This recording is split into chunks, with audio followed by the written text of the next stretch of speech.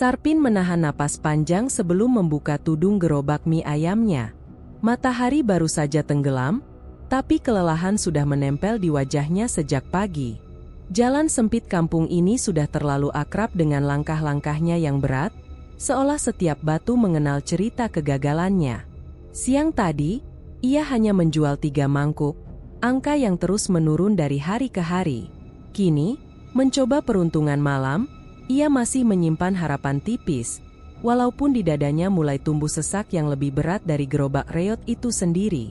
Ketika ia mulai mendorong gerobak pelan, suara tawa warga terdengar di kejauhan.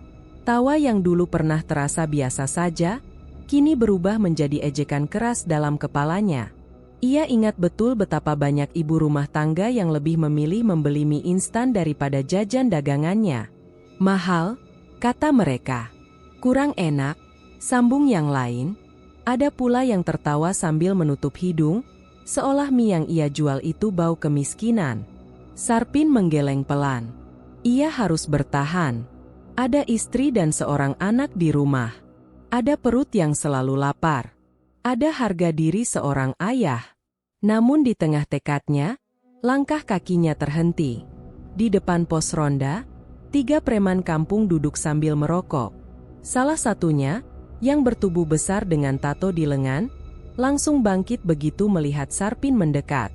"Nah, ini dia, pedagang mie ayam gagal favorit kita," ucapnya dengan senyum mengejek. Sarpin mencoba tersenyum sopan. "Saya cuma lewat, Bang.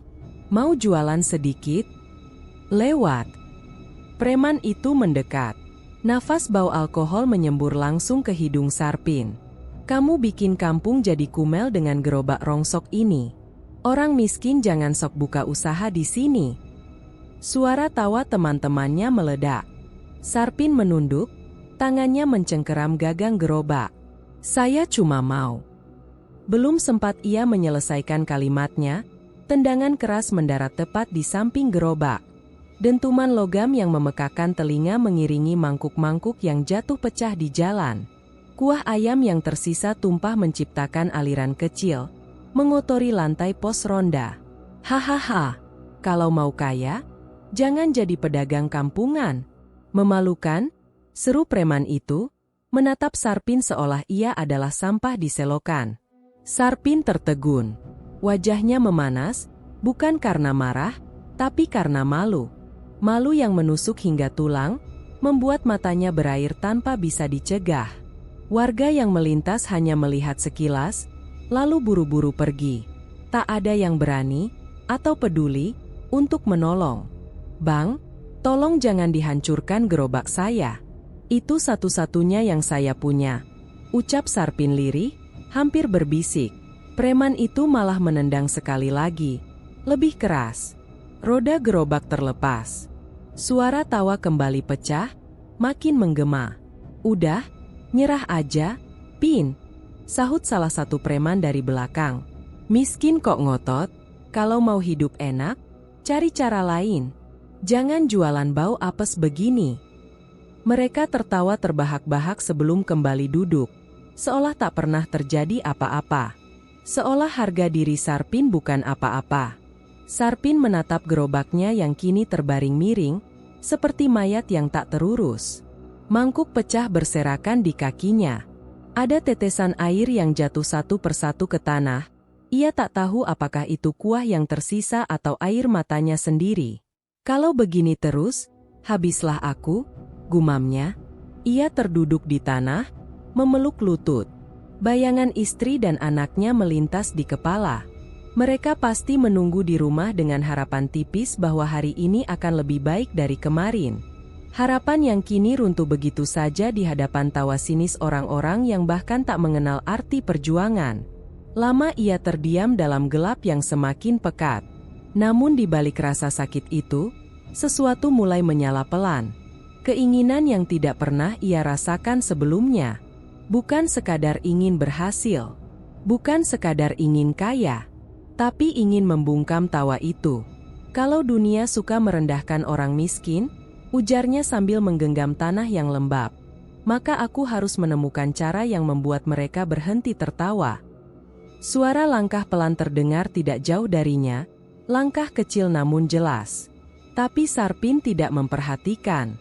Sudah cukup baginya malam ini. Ia memberanikan diri mengangkat gerobak yang rusak separuh itu, berusaha memasangkan rodanya kembali sebisanya.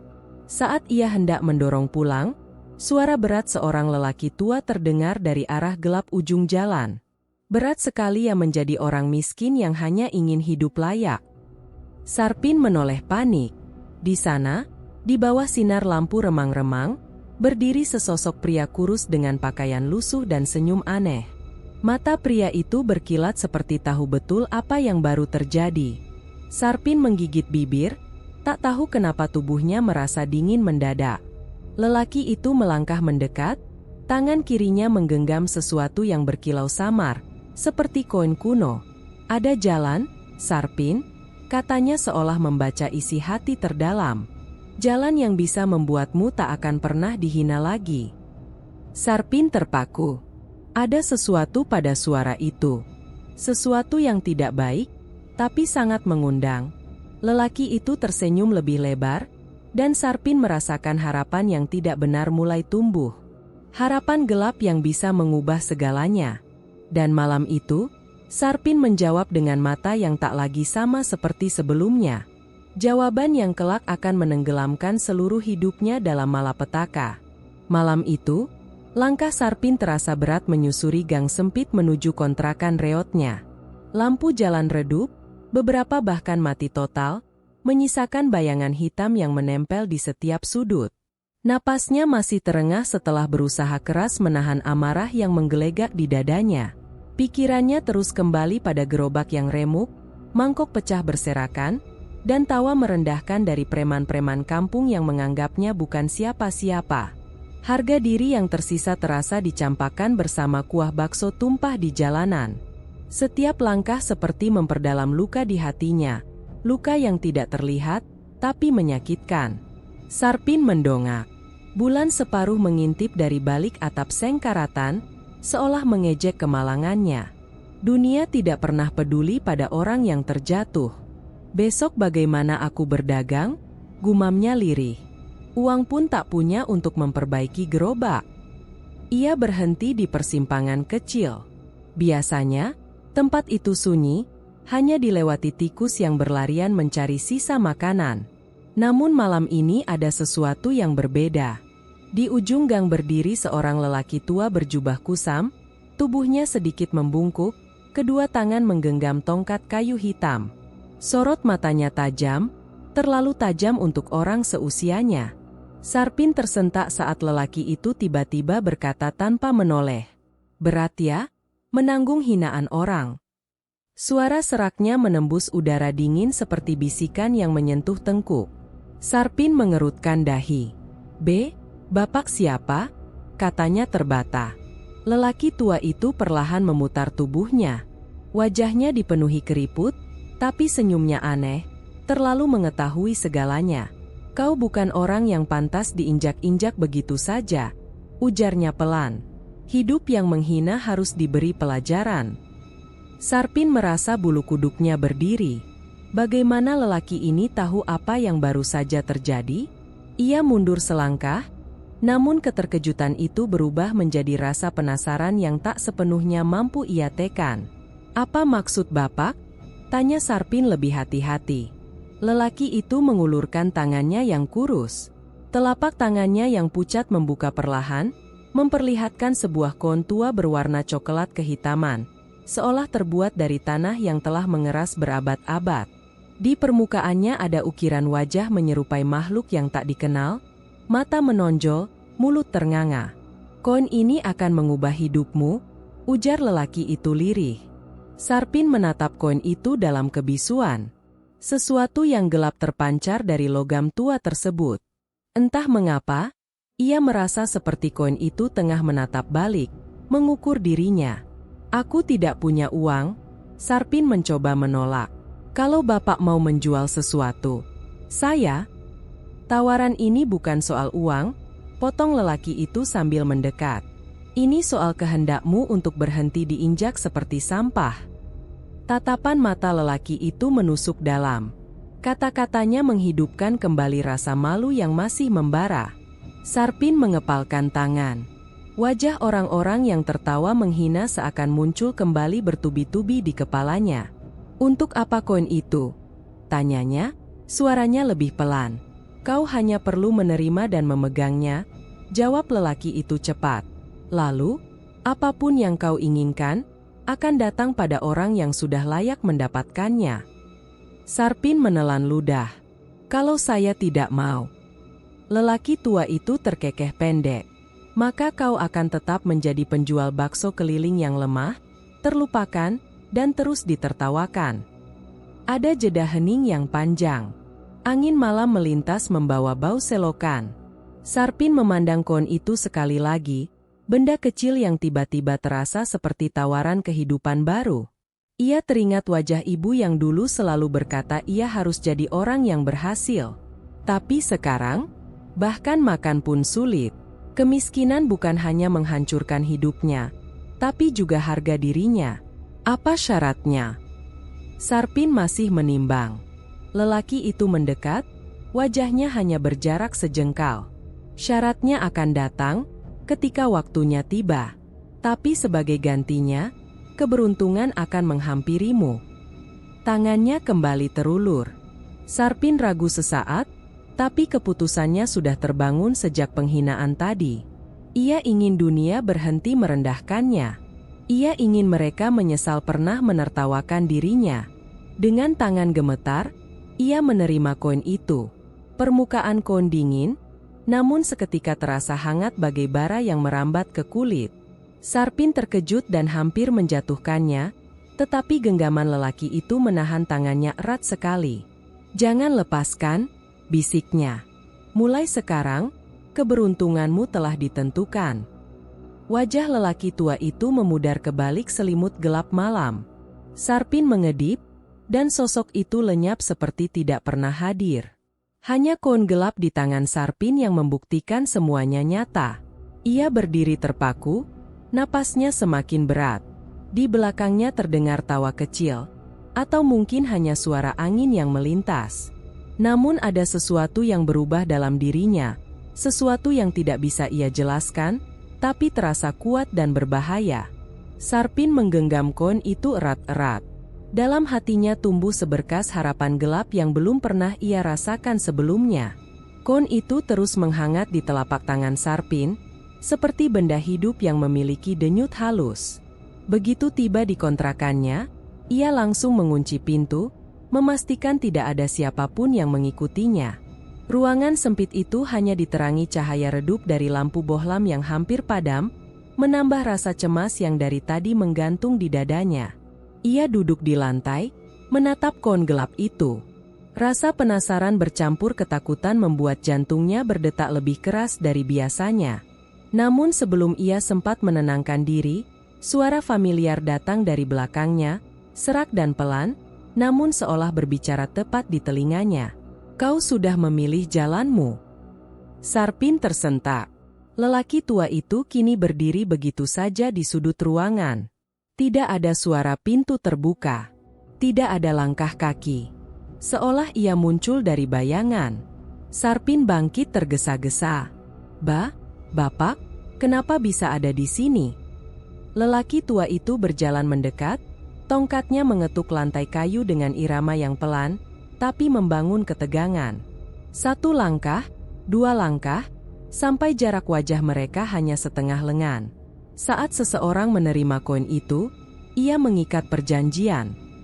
Matanya menyala redup, dan perjanjian harus dimulai malam ini. Sarpin menelan ludah, tenggorokannya terasa kering. "Perjanjian apa?" Lelaki itu menyeringai. "Keberuntungan menuntut bayaran. Untuk membuka pintu kekayaan, harus ada satu ritual awal. Tidak sulit, hanya 7 tetes darah bayi dalam kuah daganganmu." Sarpin membeku. Dadanya seperti disambar petir. "Darah bayi?" Suaranya pecah. Lelaki itu tidak menjawab dengan kata-kata. Ia hanya mengangguk pelan, seakan itu hal yang biasa. Tapi bagi Sarpin, itu bukan hanya melanggar hukum, melainkan melanggar semua batas moral yang pernah ia tahu. Saya tidak bisa, ucapnya cepat, mundur beberapa langkah. Kau bisa? Jawab lelaki itu tenang. Karena kau ingin dihargai. Kau ingin menutup mulut yang menghina. Kau ingin hidup lebih baik daripada mereka yang meremehkanmu. Sarpin memegang kon di tangannya lebih erat, seolah itu bisa menjauhkan suara lelaki itu, padahal justru suara itu terasa semakin dekat, menghantam isi kepalanya. Namun bayangan penghinaan tadi siang kembali muncul. Tawa preman. Tatapan remeh warga kampung. Kata-kata menusuk yang menyiratkan bahwa hidupnya tidak berarti. Aku hanya butuh sedikit keberuntungan, bisik Sarpin pada dirinya sendiri. Lelaki tua itu seolah menangkap celah kecil dalam keraguan itu. Dan itu sudah menunggu di depan pintu. Hanya 7 tetes. Ulangnya pelan, memprovokasi. Ia kemudian mengeluarkan sebuah botol kecil dari jubahnya. Di dalamnya ada cairan merah yang masih hangat. Sarpin memandangnya dengan ngeri. Dari mana? Ia tak sanggup menyelesaikan pertanyaan itu. Pertanyaanmu tidak penting, jawab lelaki itu dingin. Yang penting adalah tindakanmu. Sarpin menoleh ke dapur kecilnya di pojok ruangan, tempat ia biasa menyiapkan kuah bakso setiap pagi. Panci besar masih ada di sana, kosong dan belum tersentuh. Ia melangkah perlahan mendekati panci itu, setiap langkah seperti menarik napas terakhir sebelum lompat ke jurang. Tangannya gemetar saat menerima botol kecil itu. Ia bisa merasakan kehangatannya, hangat yang bukan milik air atau sup, tapi milik kehidupan yang baru saja diambil. Untuk apa bayi itu harus terluka? Suaranya lirih nyaris tak terdengar. Lelaki tua itu berdiri tegak, tanpa belas kasihan. Karena kehidupan harus dibayar dengan kehidupan. Kau ingin naik dari dasar, maka sesuatu harus turun menggantikanmu. Sarpin memejamkan mata. Suara detak jantungnya beradu dengan suara bohlam berkelip lemah di atas kepala.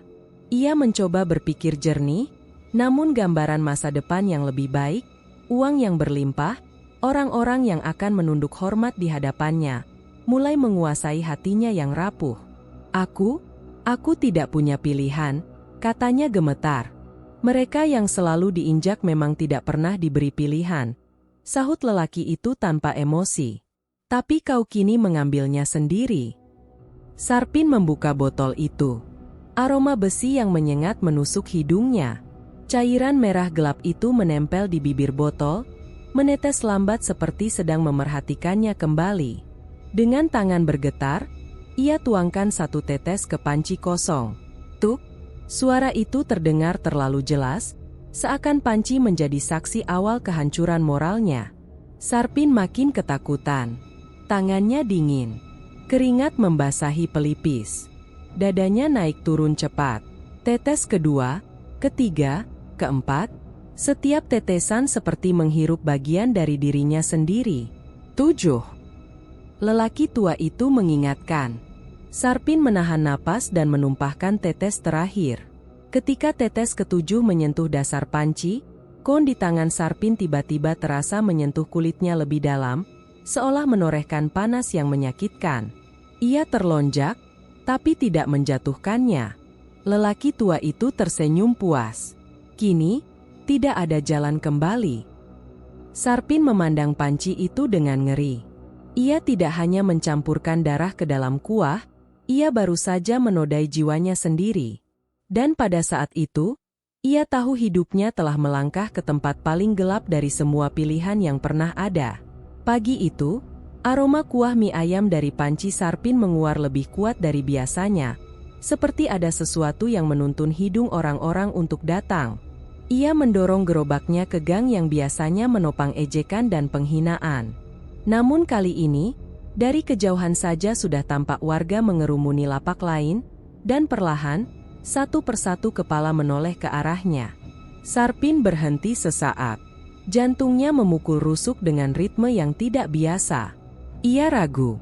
Namun ingatan akan gerobak yang pernah dihancurkan dan kata-kata keji yang merendahkannya membuat langkahnya kembali bertenaga.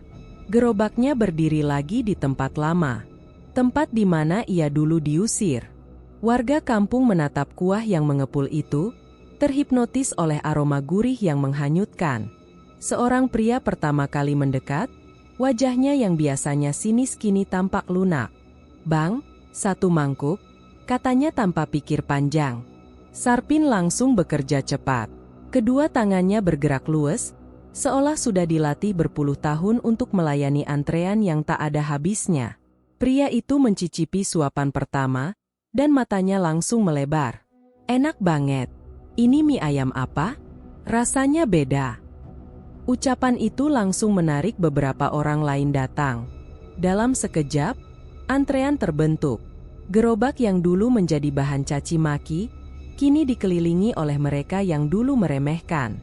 Sarpin menyajikan mangkuk demi mangkuk, tanpa sempat berhenti. Kon di sakunya terasa semakin hangat, berdenyut pelan, seperti ikut merasakan kepuasan. Setiap kali uang pembayaran berpindah tangan, hati Sarpin dipenuhi kenikmatan baru, rasa unggul atas mereka yang dulu memandangnya dengan jijik. Tapi kegembiraan itu mulai berubah saat ia memperhatikan wajah para pembeli. Ketika mereka menelan suapan terakhir, mata mereka seolah kehilangan sejenak kesadaran. Kelopak mata berkedut halus. Kepala sedikit tertunduk. Lalu, dengan cepat mereka kembali normal seolah tidak terjadi apa-apa. Sarpin tidak berani bertanya. Malam tiba. Uang hasil dagangannya menumpuk lebih banyak dari yang pernah ia dapat sebelumnya. Ia menutup pintu kontrakan pelan-pelan, namun suasana tidak kunjung tenang. Angin malam menggeser tirai lusuh, menciptakan desir yang aneh seperti ada napas kecil yang tertahan. Ia hendak tidur ketika terdengar suara bayi menangis dari rumah sebelah. Tangis itu bukan sekadar rewel biasa, melainkan pekikan penuh panik, seperti sedang melihat sesuatu yang tidak seharusnya ada. Tak lama, rumah lain menyusul. Tangis bayi terdengar bersahut-sahutan di seluruh kampung. Malam itu, suara nyaring itu pecah di udara, membuat bulu kuduk Sarpin berdiri. Ia duduk gelisah, mencoba menutup telinga, namun suara itu menembus semua dinding, masuk ke dalam kepalanya seperti suara yang meminta balasan. Keesokan harinya, Sarpin menyiapkan dagangan lagi. Kali ini, pembeli sudah menunggu sebelum ia tiba. Mereka tampak pucat, lingkaran hitam mengitari mata, gerakan mereka lambat dan berat. Namun begitu mangkuk mie ayam disodorkan, mereka melahapnya tanpa menunda. Seorang ibu muda bertanya lirih, suaranya bergetar. "Bang, kenapa saya mimpi dikejar anak kecil yang tertawa terus semalam?" Sarpin pura-pura sibuk mengaduk panci. "Mungkin cuma mimpi iseng, Bu." Anak kecilnya kakinya hitam, jalannya merangkak. Lanjut ibu itu, kini lebih pelan. Sarpin tersedak ludah sendiri, namun ia menahan ekspresi wajahnya tetap lurus. "Saya juga sering mimpi aneh kalau kecapean, Bu." Ibu itu tertawa hambar lalu kembali makan. Tapi tawa itu kosong, tanpa rasa. Sarpin berusaha menepis rasa bersalah yang mulai muncul, namun suara-suara kecil berbisik dalam batinnya. "Kau lakukan ini demi mereka juga? Mereka menghina tanpa tahu perjuanganmu? Kau layak mendapat giliran tertawa?" Suara-suara itu terdengar seperti milik lelaki tua malam itu, seolah kini tinggal di dalam kepala Sarpin. Malam kedua lebih mengerikan. Tangisan bayi tidak hanya terdengar dari sebelah rumah, tapi juga dari sudut-sudut gang, dari rumah yang terlalu jauh untuk bisa terdengar. Pekikan lirih, kemudian berubah menjadi tangis melengking panjang, disusul suara benda jatuh dan jeritan panik orang dewasa. Sarpin bangkit dari tempat tidur. Nafasnya berat. Keringat dingin mengalir meski udara begitu beku. Ia menengok ke arah dapur tempat panci dagangannya disimpan. Lampu dapur berkedip-kedip. Setiap kilatan cahaya memperlihatkan panci itu seperti bernafas. Ia menatapnya erat, menahan diri untuk tidak melangkah lebih dekat. Kemudian terdengar suara kecil, seperti kuku menggores besi dari dalam. Cek, cek, cek, pelan, tapi terus-menerus. Sarpin mundur satu langkah. Suara itu berhenti.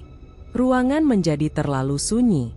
Sampai sebuah suara tipis, serak, namun jelas terdengar dari dalam panci. "Aku lapar." Sarpin membeku. Tangannya mencari-cari dinding untuk menopang tubuhnya yang hampir jatuh. Suara itu bukan suara manusia dewasa. Bukan juga suara hewan. Lebih seperti suara anak kecil yang baru belajar bicara, tapi dengan nada kelaparan yang mengancam. Ia tahu kecemasannya semalam bukan sekadar perasaan buruk. Harapan gelap yang pernah ia sangka batu pijakan kini berubah wujud menjadi sesuatu yang sedang mengintip dari balik panci menunggu dipanggil keluar. Dan pada malam itu, Sarpin menyadari satu hal. Keberuntungan yang ia dapat sedang menagih harga. Pundi uang itu semakin penuh. Sarpin menghitung untuk kesekian kalinya, tangan bergetar bukan karena lelah, tapi karena jumlahnya yang tidak masuk akal. Ia yakin betul berapa banyak pembeli yang ia layani hari itu, namun uang yang menumpuk jauh lebih banyak daripada seharusnya. Beberapa lembar uang lusuh masih berjatuhan dari saku bajunya ketika ia membuka pintu kontrakan dan masuk tergesa seperti seseorang membawa rahasia besar. Istrinya, Rini, sudah menunggu di ruang depan. Tatapan penasaran tergambar jelas, tetapi ia menahan diri untuk tidak langsung bertanya. Sudah beberapa hari suaminya pulang lebih larut dan lebih sering terkejut oleh suara kecil yang tidak diketahui sumbernya. "Kok banyak banget, Pin?" Suara Rini pelan, namun sorot matanya tajam, menelusuri wajah suaminya. "Rezeki?" jawab Sarpin singkat. Ia tersenyum, mencoba menyembunyikan kecemasan yang merayap dalam suaranya. Namun Rini tidak puas. Tapi caranya? Ia menatap gerobak yang diletakkan di halaman sempit depan rumah. "Aneh." Sarpin segera memutus dialog itu dengan dalih kelelahan. "Aku mandi dulu. Besok masih dagang." Ia menghindar ke kamar mandi tanpa menunggu persetujuan. Keesokan harinya, Sarpin kembali berdagang di gang langganannya. Kerumunan pembeli semakin padat, hingga ia tak sempat menengok ke kanan kiri. Tapi di antara hiruk-pikuk itu, ada satu hal yang selalu menghantui pandangannya, bayangan kecil di bawah gerobaknya. Pertama kali ia melihatnya saat menuang kuah ke mangkuk. Sebuah siluet mungil bergerak cepat, merayap dari satu sisi ke sisi lain. Seolah sedang bersembunyi atau menjaga. Ia berusaha mengabaikan, tapi setiap kali ia melirik bawah gerobak, bayangan itu menghilang, lalu muncul kembali di sudut lain. Tubuh kecil, bentuknya mirip anak berusia setahun. Namun gelap, seperti gumpalan malam yang diberi bentuk.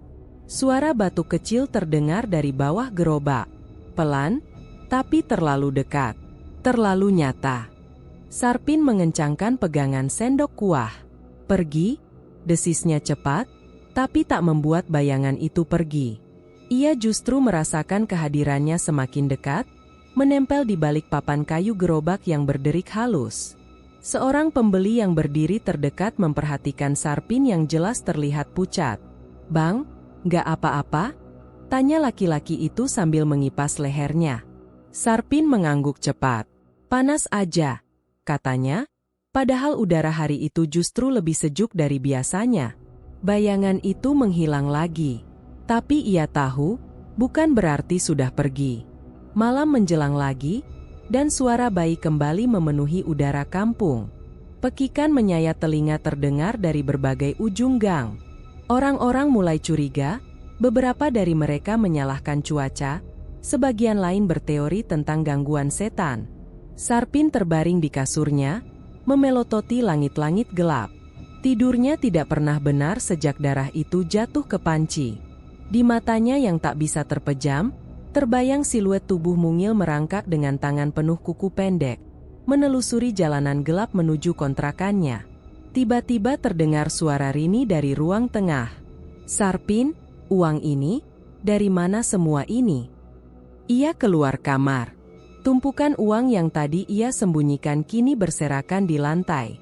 Rini menatap suaminya dengan ketakutan bercampur marah. "Aku hitung berkali-kali. Jumlahnya nambah sendiri," katanya terbata. "Apa ini bukan uang haram, Pin?" Sarpin mencoba terlihat tenang. Laris, Rin. Orang-orang suka mie ayamku.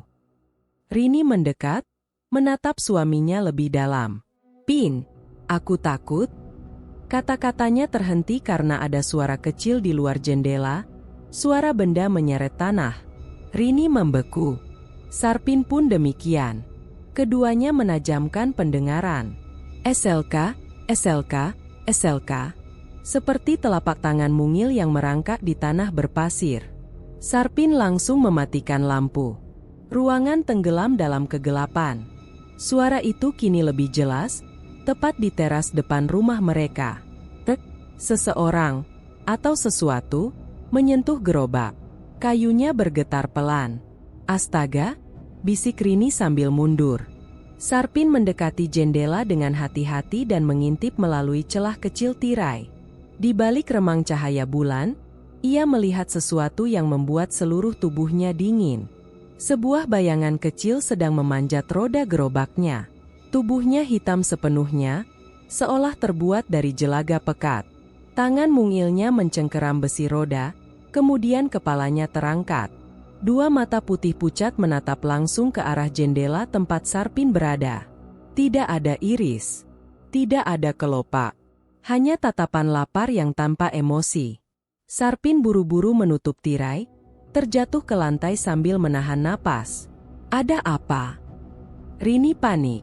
Ia tidak bisa menjawab. Kata-kata menggumpal di tenggorokan. Yang bisa ia lakukan hanya menatap pintu depan, menunggu apakah makhluk itu akan masuk. Hening kembali menguasai rumah. Beberapa detik berlalu, sampai suara kecil itu terdengar jelas dari luar. Ayah!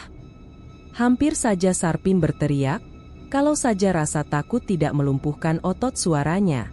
Ia menatap istrinya dengan teror yang belum pernah ia rasakan. Rini tidak tahu apa yang terjadi. Tapi Sarpin tahu dengan sangat jelas.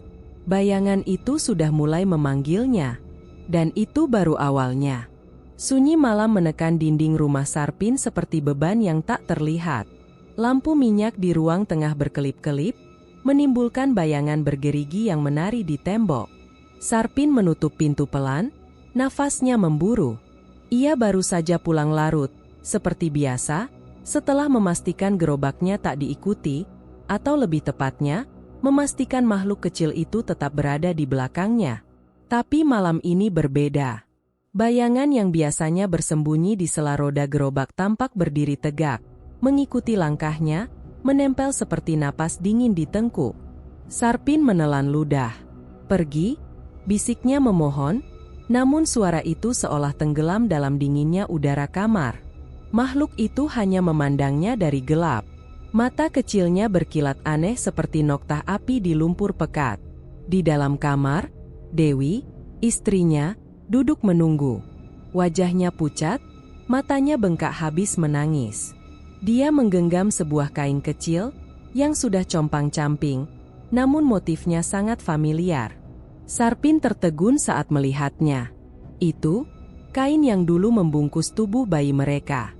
Bayi yang sudah 3 tahun meninggal. Bayi yang sudah mereka kuburkan dengan air mata dan doa. Sarpin membeku di tempatnya. Dari mana kamu dapat itu? Dewi tak menjawab. Justru matanya menatap lurus ke arah pintu ruang tengah di belakang Sarpin, ke arah bayangan yang mengintip dari balik kusen. Bang, suaranya bergetar, itu anak kita, bukan? Sarpin memejamkan mata. Napasnya pecah. Seluruh rahasia gelap yang ia sembunyikan mulai mencengkeram tenggorokannya. Dewi bangkit, melangkah perlahan. Aku melihat dia, Pin. Aku mendengar langkah kecilnya, setiap malam berjalan di dekat dapur. Aku merasa dia berusaha masuk kamar. Aku pikir aku sudah gila. Tapi, ia menggenggam kain itu lebih kuat. Aku tahu cara dia menangis. Aku ingat suaranya. Sarpin tak mampu lagi berpura-pura. Wajahnya memucat. Sudah saatnya kebenaran busuk itu keluar, meski harus merobek kewarasan mereka. Aku menemui seseorang. Sarpin berbisik. Seseorang yang menjanjikan jalan agar hidup kita berubah. Dagangan laku. Uang datang sendiri. Tapi dia bilang, ada penjaga yang akan menemaniku. Dewi menangis terisak. Kenapa kamu lakukan itu? Kita sudah merelakan dia pergi. Kenapa kamu tarik dia kembali? Sarpin menggigit bibir hingga hampir berdarah. Aku tak tahu.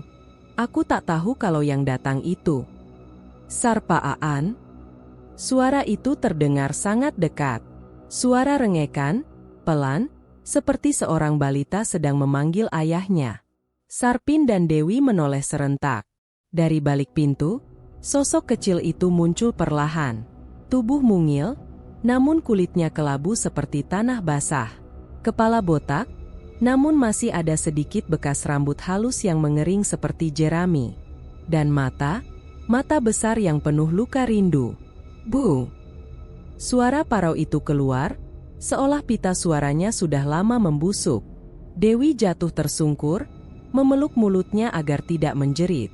Sarpin mundur selangkah. Seluruh nalar yang ia punya ambruk begitu saja. Itu memang anak mereka. Meski berubah, meski mengerikan, meski bukan lagi manusia, makhluk, atau anak itu, merangkak mendekat, memandang Dewi yang menangis. Ia mendekatkan wajahnya perlahan ke pahanya, seperti kebiasaan anak kecil dulu saat ingin tidur di pangkuan ibunya. Tapi tubuh kecilnya mengeluarkan bau tanah kuburan, menusuk dan menyayat dada. Dewi menahan tangisnya, berusaha menyentuh wajah anak itu. Jari-jarinya baru menyentuh kulit dingin itu. Ceklek! Anak itu mendongak, seperti ada kekuatan lain menahannya. Bola matanya bergetar, lalu ia menatap Sarpin dengan tajam. Terlalu tajam untuk seorang anak. Uang, ayah, bisiknya. Sarpin terhuyung mundur. Ia ingin berlari, tapi di telinganya terdengar suara jangkrik berhenti serempak, seperti dunia menahan napas. Dewi memandang Sarpin dengan air mata membara. Kamu menjadikannya seperti ini. Sarpin menutup wajahnya. Aku hanya ingin kita hidup layak. Aku ingin dia kembali. Dia sudah kembali. Dewi menggigil. Tapi bukan untuk hidup bersama kita. Bukan sebagai keluarga. Makhluk itu kini berdiri, tubuhnya menegang. Siluetnya memanjang di dinding, seperti sosok lain yang menunggangi tubuh mungil itu. Anak itu bukan lagi sekadar anak. Ia adalah alat. Ia adalah penagih. Ia adalah kengerian yang mereka panggil sendiri. Dewi berteriak, kamu sudah membangkitkan yang seharusnya tetap tidur. Sarpin terjatuh berlutut. Tangannya menutup telinga, berharap semuanya mimpi buruk. Tapi suara langkah kecil itu semakin dekat, mendekat ke arah Sarpin. Dingin, lengket. Jari-jari kecil itu menyentuh pipinya. Sarpin perlahan membuka mata, melihat wajah anaknya begitu dekat. Uang, masih, kurang. Dan di sudut kamar, terdengar suara tanah digaruk-garuk. Seolah ada yang siap menggali kuburan baru. Untuk siapa? Sarpin tidak berani menebaknya. Pagi itu udara di gang kecil tempat Sarpin berjualan mie ayam terasa lebih sumpek dari biasanya. Embun di dedaunan seperti malas turun. Matahari redup, tertutup awan kelabu yang berat. Di sepanjang gang, rumah-rumah tampak sepi meski hari sudah siang. Tak ada suara bayi tertawa, tak ada anak bermain. Yang terdengar justru batu kecil, rengekan pelan, dan helaan napas para ibu yang kalut. Karena sudah hampir seminggu, bayi-bayi di kampung itu tiba-tiba sakit bersamaan. Demam tinggi, tubuh lemas, kulit pucat seperti tak punya darah. Dokter puskesmas menggeleng, tak tahu penyebabnya. Bukan infeksi, bukan bakteri. Ini seperti kehilangan energi tubuh, katanya tak yakin. Sarpin mendengar kabar itu saat ia menyiapkan gerobak. Tangannya bergetar ketika menuang kuah ke panci. Sebab ia tahu, anaknya, makhluk kecil itu, mulai menagih lebih banyak. Bang! Dewi memanggil dari ruang tengah, suaranya serak. Bolehkah aku ikut menggiling mie hari ini? Aku takut sendirian di rumah. Sarpin menatapnya. Lingkar mata istrinya hitam, wajahnya kusut oleh begadang dan ketakutan. Ia mengangguk pelan. "Ayo." Mereka berjalan berdua menuju lokasi berdagang. Namun langkah Sarpin terasa berat, seperti ada tatapan yang mengawasi dari setiap sudut. Sudut langit gang, celah tembok, bahkan bawah gerobaknya yang berdecit. Siang menjelang, pelanggan berdatangan seperti biasa. Namun ekspresi mereka aneh, tampak lelah dan gelisah. Seorang ibu sambil menggendong bayinya yang pucat hanya mampu berkata lirih, "Semoga anakku segera lahap makan." Sarpin mengangguk kaku. Namun saat ia menaruh mangkuk di meja, ia melihat bayangan kecil, memanjat ke bawah kursi si bayi. Secepat berkedip, bayangan itu hilang. Tapi si bayi tiba-tiba menangis keras, tubuhnya kejang pelan seperti menolak disentuh sesuatu yang tak terlihat. Si ibu buru-buru pergi, meninggalkan mie yang belum sempat disantap. Sarpin gemetar. Dewi memegang lengannya, seperti menanyakan, sampai kapan ini akan berlanjut? Menjelang sore, seorang pemuda preman kampung datang, Bowo. Tubuhnya kekar, tatonya mencolok. Ia terkenal suka memalak pedagang kecil, dan Sarpin sendiri sering jadi korbannya. 3 mangkuk. Gratis, gertaknya sambil meletakkan receh yang sangat tak sebanding dengan harganya. Sarpin tak bisa menolak. Dia menunduk dan mengiyakan. Saat Bowo duduk dan menyuap mie itu, Sarpin melihat sesuatu lagi. Tangan kecil itu muncul dari kolong meja, menyentuh pergelangan kaki Bowo. Bowo menghentikan sendoknya. "Apaan ini? Tikus lu, Pin." Tapi sebelum ia sempat menendang, tangannya mencengkeram dadanya sendiri. Napasnya mendadak terputus-putus. Matanya membesar, bola matanya merah berurat. Darah, suara seraknya pecah. Ia terjatuh dari bangku. Pelanggan lain panik, mundur ketakutan. Bowo meronta-ronta di tanah, urat di lehernya menegang seperti hampir pecah. Sarpin terpaku, rasa bersalah dan ngeri membekap dirinya. Bowo menatap Sarpin dengan wajah penuh horor. Kau pelihara apa, Pin?" Dar. Detak jantung Bowo terdengar seperti palu besar yang menghantam dari dalam. Lalu suara itu berhenti tiba-tiba. Tubuhnya dingin. "Diam. Mati." Pelanggan berteriak dan berhamburan kabur. Mangkuk mie berjatuhan, kuah berserakan di tanah bercampur air mata bayi dan teriakan panik. Hanya Sarpin dan Dewi yang tersisa di tempat itu, bersama tubuh Bowo yang membiru. Dan makhluk kecil yang kini berdiri tepat di belakang gerobak. Menatap Sarpin tanpa berkedip. "Dar, bisiknya lirih namun jelas. Sarpin menelan ludah, kakinya menggigil. Ia tahu, uang yang ia terima, uang yang datang sendiri setiap pagi dalam laci gerobaknya, ternyata dilapisi oleh nyawa, oleh penderitaan yang ia ciptakan tanpa ia sadari. Malam turun. Kampung lumpuh oleh ketakutan. Rumor menyebar. Pedagang mie ayam itu bawa sial. Bayi jadi sakit setelah makan darinya. Preman kampung mati mendadak setelah beli mie. Beberapa warga mulai menutup pintu rapat-rapat. Mereka menatap Sarpin dari balik jendela dengan curiga atau ketakutan. Sebagian ibu menggendong bayi mereka yang semakin lesu sambil membaca doa-doa panjang. Dewi menangis dalam pelukan Sarpin. "Bang, kita harus hentikan ini. Aku tak mau anak-anak kampung jadi korban." Sarpin melihat tangannya sendiri, yang kini terasa lengket oleh dosa. "Kalau aku hentikan," suaranya pecah, "dia akan menagih lebih banyak.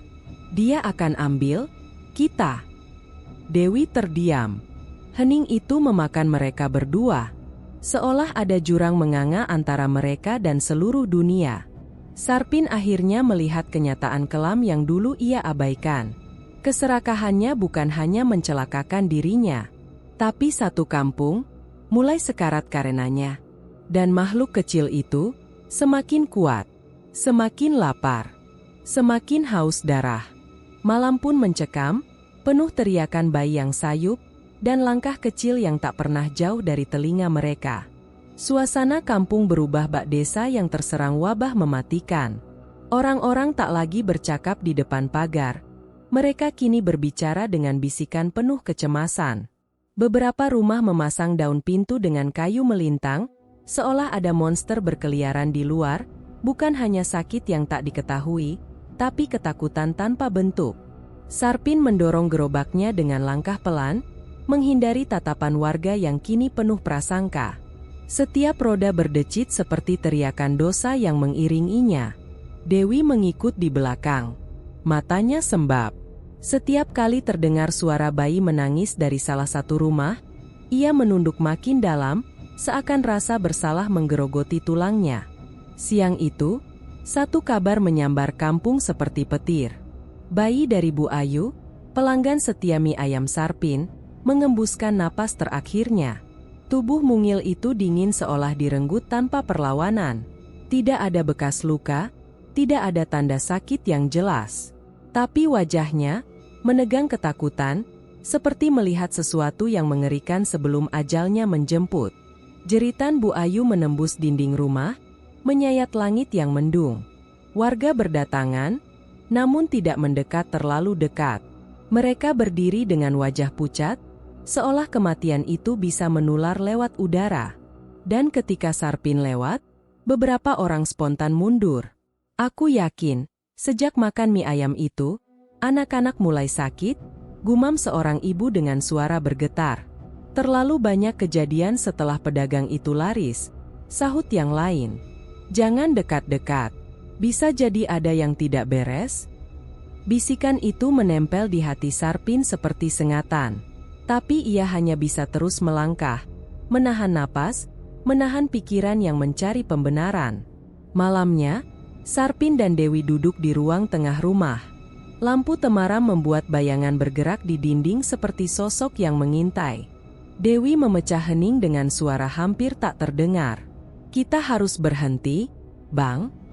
Sarpin menutup wajah dengan kedua tangannya. Aku tahu.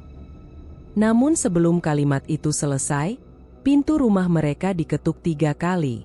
Pelan tapi tajam, seolah setiap ketukan menyayat saraf. Sarpin bangkit dan membuka pintu. Lelaki tua itu berdiri di depan pagar. Dalam kegelapan, wajahnya tampak seperti terbuat dari kayu kering yang retak-retak. Mata tuanya redup tapi menusuk, menyiratkan pengetahuan tentang semua hal yang Sarpin lakukan. Kau mulai jadi sumber masalah bagi sekitarmu, katanya tanpa salam. Sarpin menelan ludah. Aku akan berhenti. Cukup. Lelaki tua itu tertawa pendek. Suaranya seperti tulang bergesekan. Tidak ada kata cukup. Kau sudah memberi 7 tetes pertama. Kau sudah memanggilnya kembali. Dia mendekat, napasnya seperti dingin kubur. 1 jiwa telah diambil. Itu hanya awal. Jika kau berhenti, dia akan mengambil apapun yang paling dekat denganmu. Istri, anakmu yang masih hidup. Dewi yang mendengarkan dari belakang menahan isak. Sarpin menggeleng kuat. Aku tidak akan mengizinkannya. Lelaki itu meraih pergelangan tangan Sarpin. Cengkeraman yang begitu kuat untuk tubuh setua itu. Kau sudah mengizinkannya sejak kau menyayat bayi itu untuk pertama kali. Sarpin terpaku. Suara napasnya hilang. 1 korban pertama adalah peringatan, lanjut lelaki tua itu. Korban berikutnya adalah pembayaran. Lelaki tua itu pergi tanpa kata lain. Namun kehadirannya masih menggantung di udara seperti bau busuk yang tak hilang. Dewi memeluk dirinya sendiri, gemetar. Bang, kita telah membuatnya marah. Dia, anak kita, dia kembali bukan untuk mendampingi kita. Dia kembali untuk makan. Sarpin berjalan ke dapur, menyalakan kompor. Tangan yang memutar panci itu gemetar hebat. Setiap noda hitam pada permukaan kuah seolah berubah menjadi mata kecil yang memperhatikannya. Saat ia menunduk, suara berisik terdengar dari bawah meja. Cekikik, kecil dan serak. Lalu muncul lengan mungil, kurus, hitam seperti arang. Jari-jarinya panjang tidak wajar, kukunya tajam. Lengan itu menyapu lantai, mendekati kaki Sarpin. Dia mundur dengan napas tercekat. Makhluk itu kemudian muncul sepenuhnya. Tubuh seperti anak kecil berusia 2 tahun, tapi wajahnya, wajah yang pernah ia lihat. Foto kecil yang dulu hanya sempat ia genggam beberapa detik di rumah sakit sebelum perawat membawanya pergi tanpa penjelasan. "Papa!" Sarpin tersandung panci. Kuah panas tumpah ke lantai, namun makhluk itu hanya tertawa pelan, menikmati setiap tetesan yang mengenai kulitnya. "Aku lapar," gumamnya, suara bergema seperti berasal dari 2 tempat sekaligus. Tayangan bayi Bu Ayu yang tewas melintas di pikiran Sarpin. Uap panas dari panci menyatu dengan dingin yang menetes dari keningnya. Ia mencoba berbicara, tetapi suaranya hilang. Yang tersisa hanya rasa ngeri yang mencekik. Makhluk itu merangkak mendekat, meninggalkan jejak hitam seperti jelaga. Sarpin terpaku oleh kenyataan mengerikan ini. Kematian, yang selama ini hanya melintas di sekitar kampung, kini berlutut tepat di depannya. Dan memanggilnya, "Ayah." Rumah itu dulu tempat Sarpin beristirahat setelah seharian keliling kampung.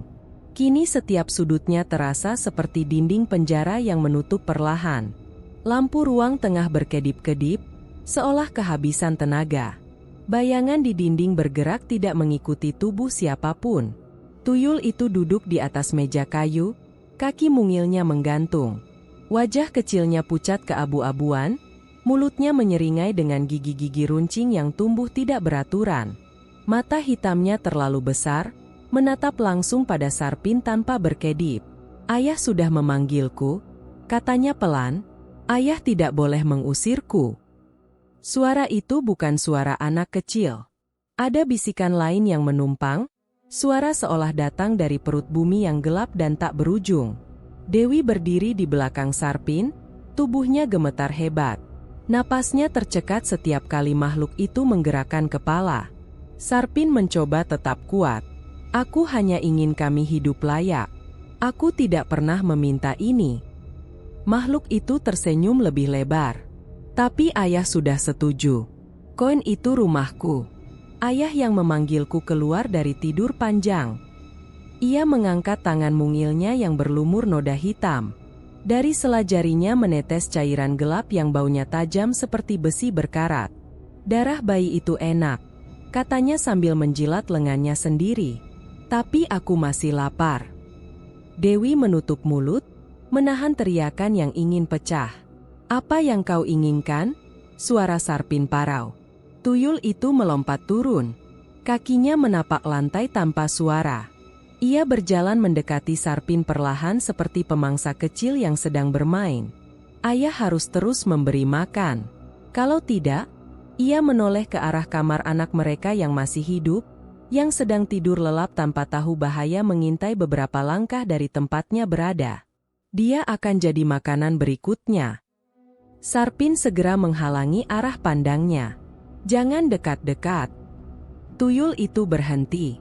Bola matanya berputar perlahan, menatap Sarpin dengan rasa terhibur. "Ayah sudah jadi milikku," bisiknya. "Dan mereka semua juga akan jadi milik kita." Bayangan di belakang tuyul tampak membesar, memanjang ke arah dinding seperti siluet monster berkaki 4.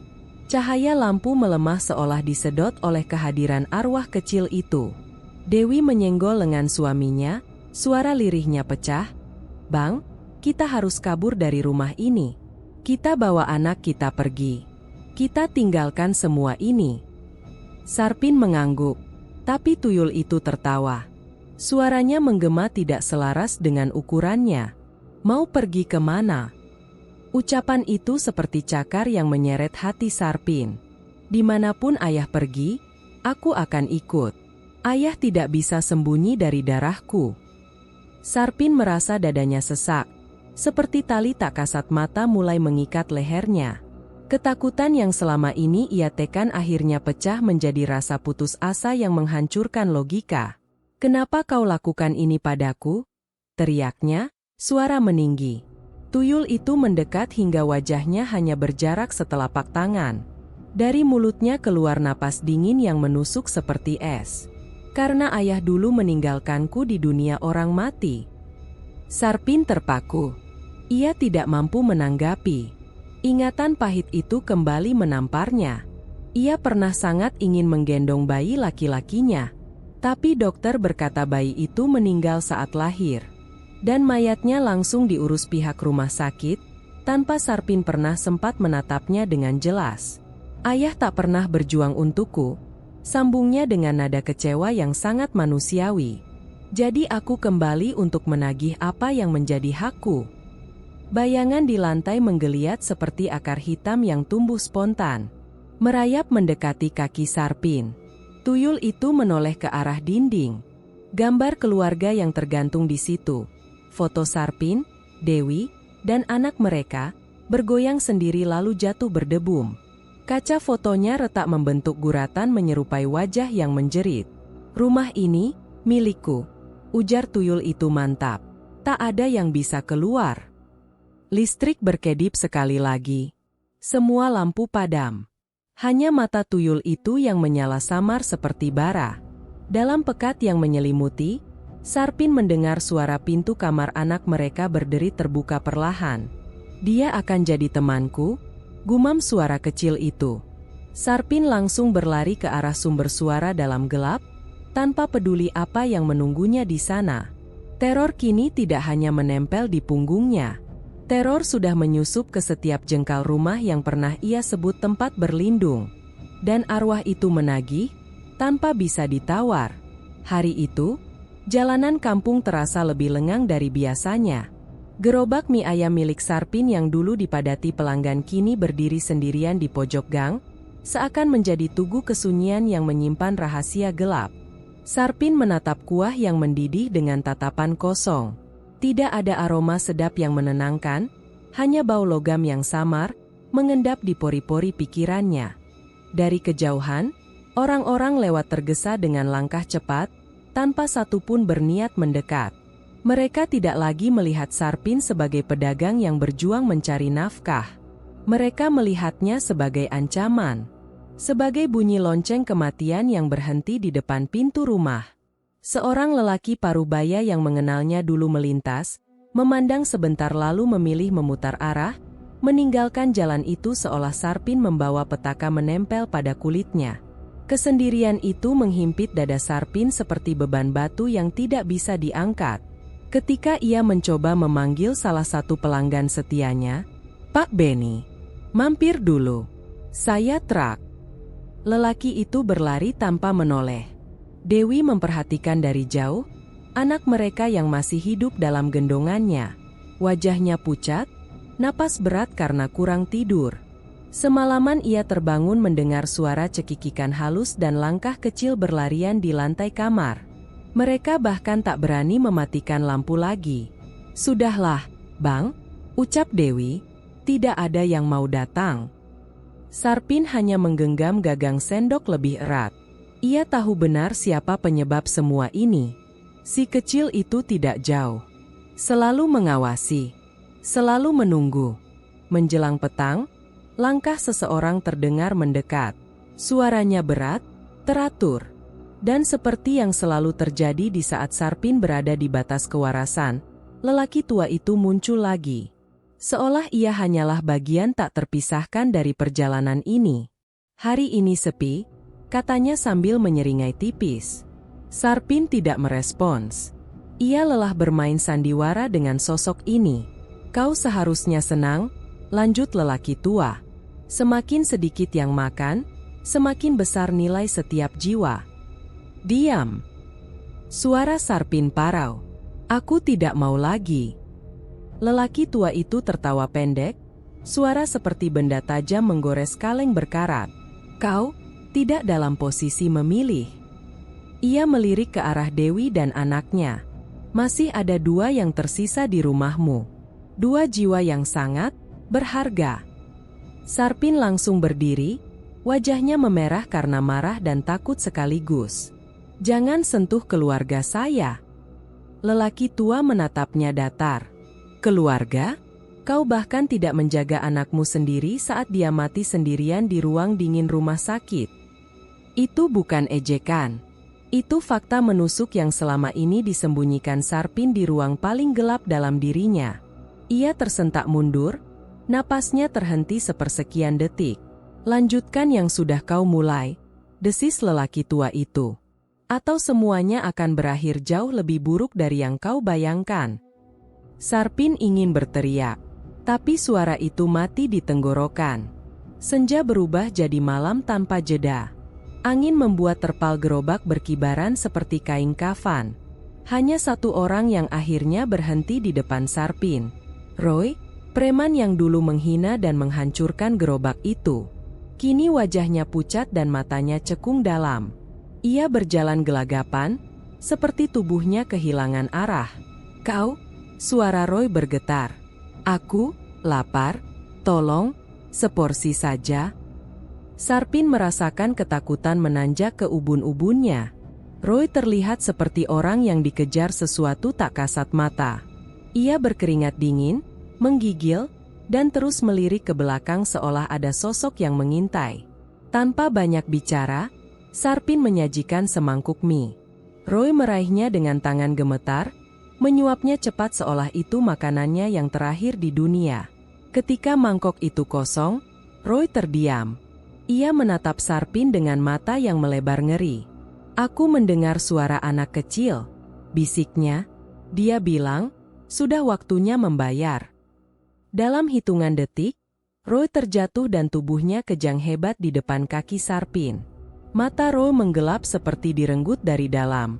Nafasnya berhenti begitu saja. Sarpin terdorong mundur, napas tersengal. Itulah pembeli terakhir. Lelaki tua itu datang lagi, entah dari mana. Ia berdiri tepat di samping tubuh Roy yang tak bernyawa. "Semakin sedikit orang yang bisa memberimu uang," ucapnya pelan. "Maka sisa yang kau sayangi akan menanggung bayarannya." Matanya menatap lurus ke arah Dewi dan anak mereka di ujung gang. Dewi memeluk anaknya semakin kuat, tak mampu bergerak. Sarpin merasa dunia mengecil. Tidak ada pilihan. Tidak ada jalan pulang. Jeratan itu sudah sangat rapat, gumam lelaki tua itu. "Kau akan segera mengerti bahwa akhir dari semua ini berada di rumahmu sendiri." Sarpin menatap panci kuah yang masih mendidih, lalu menatap tubuh Roy. Ada garis tak kasat mata yang menghubungkan keduanya, garis kematian yang makin menebal. Ia mulai memahami satu hal mengerikan. Tidak ada lagi yang tersisa untuk diselamatkan, selain keluarganya, dan mereka sedang menjadi target berikutnya. Angin malam itu tak berembus. Udara di dalam rumah Sarpin seperti membatu, berat dan berbau besi. Lantai dipenuhi ceceran darah ayam dari ritual sebelumnya, namun malam ini, tuntutan berbeda. Lebih haus, lebih rakus. Istrinya, Sari, duduk di sudut ruang tamu dengan mata membengkak merah. Tangisnya sudah kering sejak tadi sore. Ia memeluk lutut Ervan, anak bungsu mereka, yang masih terisak ketakutan. Aura kegelapan yang mengurung rumah mereka seolah menempel pada kulit, membuat napas sulit terhela. Sarpin berdiri tegak, kedua tangannya mengepal gemetar. Di hadapannya, tuyul itu, makhluk kecil berkepala botak dengan tubuh pucat kebiruan, berjalan mondar-mandir seperti binatang kelaparan. Mata hitamnya menatap Sarpin tanpa kedipan, seperti memeriksa apakah permainan ini masih akan berlangsung. "Ayah?" Suara Ervan lirih, pecah di ujung kata. "Mama bilang itu Kak Ilham, benar?" Sarpin memejamkan mata kuat-kuat. Nama itu menusuk dadanya seperti duri membusuk. Ilham, anak pertama mereka, yang meninggal dalam kemiskinan sebelum usianya genap 2 tahun. Kini berdiri di depan mereka dalam rupa yang menodai kenangan. Tuyul itu berhenti, menengok. Senyumnya mengoyak batas kewarasan. Ayah lupa janjinya. Suara makhluk itu berat, tidak seperti suara seorang anak. Darah keluarga, itu syarat mendekati puncak. Kalau tidak, ia menunjuk ke arah pintu yang tiba-tiba bergetar hebat. Dum, dum, dum. Pintu seperti ingin didobrak oleh sesuatu dari luar. Namun Sarpin tahu, bukan manusia yang sedang mengetuk. Sarpin mundur, mengambil pisau dapur yang tadi terjatuh dekat kaki. Ujungnya bergetar karena tangan yang tak mampu lagi stabil. Aku nggak akan biarin kamu sentuh mereka. Tuyul itu terkekeh. Suara cekikikannya memantul seperti berasal dari seluruh sudut rumah. Ayah ingat, kau yang memanggilku. Kau yang memilihku. Kau butuh kaya, kan? Sekarang bayar. Tiba-tiba lampu padam. Gelap sempurna. Sari menjerit, memeluk Ervan hingga tubuhnya bergetar. Sarpin meraba dinding, berusaha mencari telepon genggam yang terselip di rak. Namun sesuatu menyentuh kakinya. Dingin, licin. Tuyul itu. Sarpin menebas ke bawah secara spontan, menyambar ruang kosong, kemudian terjatuh menghantam lantai. Gelap itu mendadak pecah oleh suara Ervan berteriak, "Ayah, tolong!" Sarpin merangkak secepatnya. Dalam remang cahaya bulan yang merembes dari jendela, ia melihat Ervan terangkat ke udara, tubuhnya digantung oleh tangan-tangan tak terlihat. Sari berusaha menarik anaknya tapi malah terpental ke tembok dengan keras. Dahinya membentur hingga darah mengalir. "Sari!" seru Sarpin, namun tak sempat menghampiri. Tuyul itu kini berada di atas meja makan, tubuhnya memanjang seperti bayangan yang tak mengikuti hukum cahaya. Rambut hitam tipis tumbuh mendadak dari kulit kepalanya. Wajahnya berubah menyerupai Ilham, versi kecil yang Sarpin ingat selalu tertawa di pangkuannya. Tetapi wajah itu kini dirusak oleh gigi-gigi tajam yang tumbuh tak beraturan. "Kalau ayah tak mau menyerahkan mereka," suara Tuyul menggeram, "ayah saja yang kubawa dulu." Tiba-tiba semua kursi melayang dan terlempar ke arah Sarpin. Ia berguling, merangkak ke arah dapur. Pisau terlepas dari tangannya. Ia mencari apapun yang bisa jadi senjata. Penggorengan, botol kaca, tangannya menangkap gagang pisau tebal. Ia bangkit. Bunyi napas makhluk itu terdengar tepat di belakangnya. Sarpin menebas ke belakang sekuat tenaga. Pisau itu mengenai sesuatu. Makhluk itu menjerit, suara melengking yang memecah gendang telinga. Gerakan di udara berhenti sesaat, dan Ervan jatuh ke lantai sambil menangis keras. Namun kegelapan di sudut rumah mendidih, menggumpal, lalu membentuk bayangan yang semakin besar dan tinggi. Seakan tuyul tadi hanyalah pancingan. Sesuatu yang jauh lebih tua, lebih haus, sedang bangkit. Dari balik pintu yang pecah sendiri, lelaki tua, yang selama ini hanya muncul saat momen penting, melangkah masuk. Langkahnya tenang, matanya memancarkan kebanggaan penuh dosa. "Bagus, Sarpin," katanya berbisik. "Kau sudah memicu ritual puncak. Sekarang tinggal satu langkah lagi." Sarpin menodongkan pisau meski tangannya gemetar. "Kau tipu aku. Kau bilang cuma bantu rezeki." Lelaki tua itu tertawa pelan. "Kau yang ingin cepat kaya. Aku hanya memberi pintu.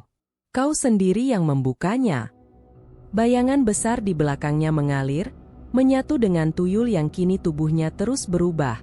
Lebih tinggi, lebih liar, suaranya mengandung kelaparan masa lalu. Sarpin menatap Sari yang tersungkur berdarah, Ervan yang menangis ketakutan, lalu lelaki tua yang terlalu yakin menang. Dadanya berguncang antara ketakutan dan tekad terakhir yang tersisa. "Aku akan melawan," desis Sarpin. Tuyul, atau Ilham, menatapnya dengan mata penuh dendam abadi. "Kita lihat, ayah." Rumah itu bergetar lagi. Lampu-lampu pecah. Udara menguap membeku. Tidak ada jalan mundur lagi. Ritual puncak telah dimulai. Darah menetes dari dahi Sari, membentuk garis merah yang memanjang di pipinya. Ia duduk terhuyung, menatap Sarpin dengan mata penuh ketakutan sekaligus harapan yang hampir padam. Ervan meringkuk dalam pelukannya, tubuh kecilnya menggigil tanpa henti. Sarpin berdiri di depan mereka, tubuhnya sendiri penuh memar dan goresan, namun ia masih mengacungkan pisau ke arah dua sosok yang menguasai ruang itu. Lelaki tua dan tuyul yang kini berubah bentuk semakin menyeramkan. Tuyul, makhluk yang pernah ia sebut sebagai Ilham, menggeram pelan di atas meja makan yang kini dipenuhi pecahan kaca dan darah. Tubuhnya semakin panjang, tulangnya menonjol seperti terbungkus kulit yang salah ukuran. Senyum sadis tak hilang dari wajahnya. Lelaki tua itu justru tampak begitu menikmati kekacauan. Ia berdiri santai, kedua tangan di belakang, wajah pucatnya menatap Sarpin seperti seorang guru yang sedang menunggu muridnya mengerti pelajaran paling mengerikan. Sarpin. Suara lelaki tua itu rendah, terdengar seperti bisikan angin kuburan. Kau belum tahu yang paling penting dari semua ini, kan? Sarpin menahan napas. Matanya menusuk tajam, tetapi ada rasa takut yang tak bisa ia sembunyikan. Lelaki tua menyeringai. Tahukah kau, siapa yang sebenarnya membunuh Ilham dulu?